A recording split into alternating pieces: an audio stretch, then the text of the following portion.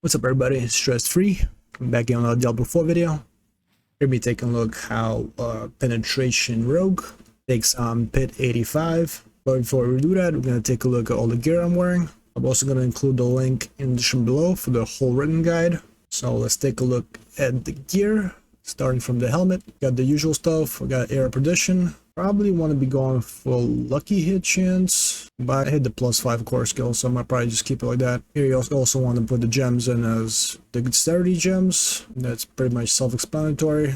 It's like a must-have helmet this season. Next we have also the other must-have item is Shot of False Death. The +1 to all passives is insane. Here you also be looking for all stats and max life, two of the best ones. As for the runes, we got Tamzan. So basically just gives you a little overpowered crit. Another must-have for this build is Fist of Fate. You also probably want to try to get a GA one on lucky hit chance. And you want to be looking for the unique aspect to be at 300%. It's like the most important stuff here. Also attack speeds are pretty good, pretty self-explanatory.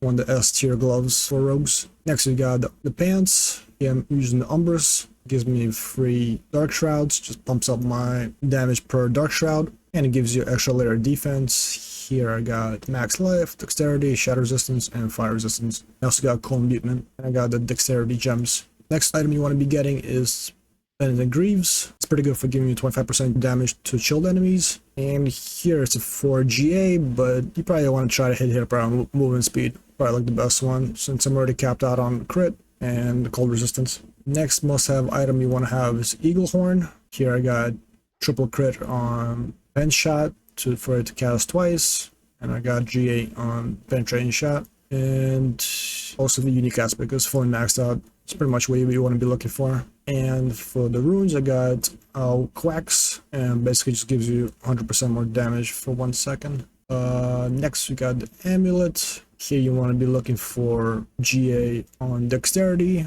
Also got damage, and I got total armor, and I got damage per Dark Shroud, and I got Shadow Clone cooldown reduction. Since we always spamming Shadow Clone, it's pretty nice. And for the aspect, I got deal 42% increased damage while you have a barrier. And for the new jewel, I got after you cast your Catalytic skills, if it's an ultimate, you get 30% more attack speed for 10 seconds. Next we got here the ring.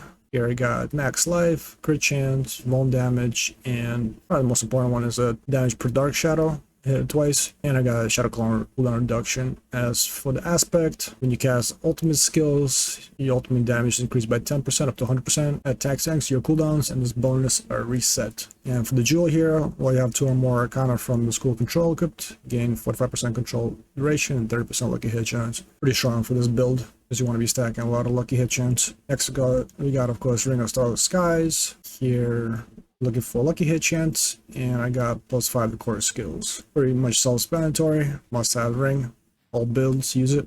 And for the jewel, I got you deal 20% more ultimate damage and take 10% more damage. And the next, probably the most important item for this build is the Azarath. That's where all your damage is basically coming from. You want to have lucky hit chance and 40% chance to deal cold damage, and you want to probably also try to masterwork that to as many crits as you can. And attack speed is really good. And I got here another green gem that gives me critical strike damage. Next, the other weapon, I have a sword. I got here max life, I got damage, and I got critical strike damage. Here you want to temper more cold damage, as I have here, and you also want to hit it with Dark Shroud damage. As for the aspect here, I got when you cast ultimate skill, you gain 27% more damage for 8 seconds. And it gains 2 additional ultimate skill ranks. That's the gear pretty much. Let's go over the skill tree pretty quick. What I was running here. You just dump any points into here to here. And you want to be maxing out penetrating shot. You get enhanced penetrating shot and advanced penetrating shot. Pretty much the must have for that. You want to have also caltrops for the trap, and then you also, for the Paragon Board, this one gives you extra damage for enemies standing in traps, and you convert it into a cold one for the extra chill. And for the passives, you want stable elixirs and trick attacks here. Next, you go to subterfuge, going for concealment as your subterfuge skill. Then you also go on for maxing out Dark Shroud give you extra defense. You're also going for smoke grenade, give you some extra poison stuff. And here you'll also be maxing out malice, increase damage for unvulnerable targets.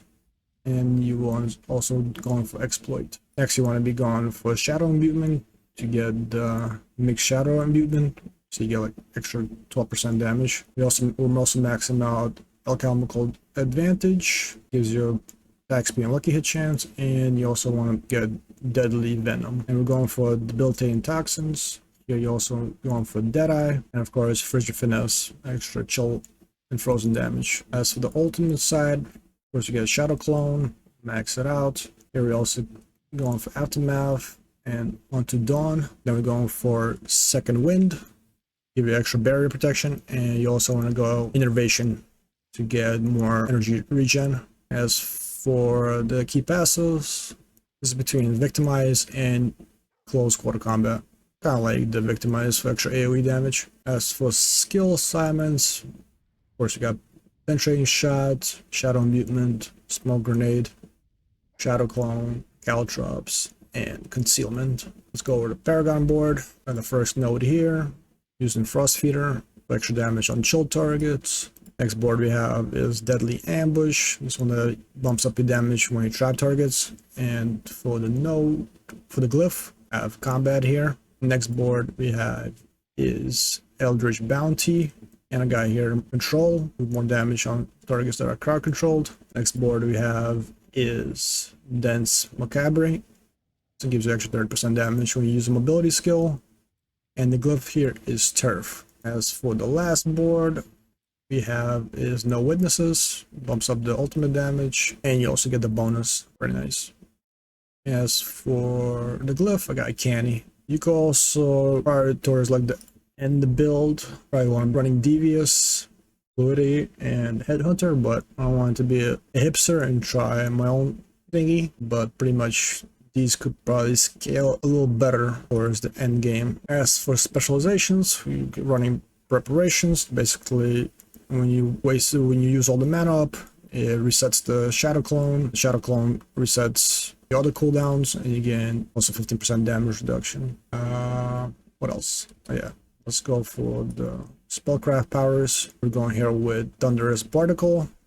It deactivates suppressor mobs. Then we're going for Nightmare Orb and Frigid Heart to have the 2 control, and we go Bloody Charm to execute targets, very strong. And then we also going for Celestial Surge, which I like when mobs get clumped up and all the AoE damage just like destroys them. And as for mercenaries, I got Subu. We're going with Cover Fire for the opening fire, but this probably could change to right here.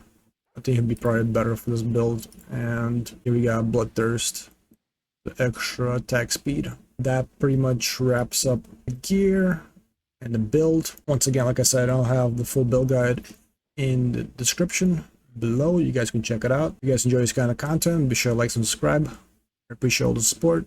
And now let's get into the pit run.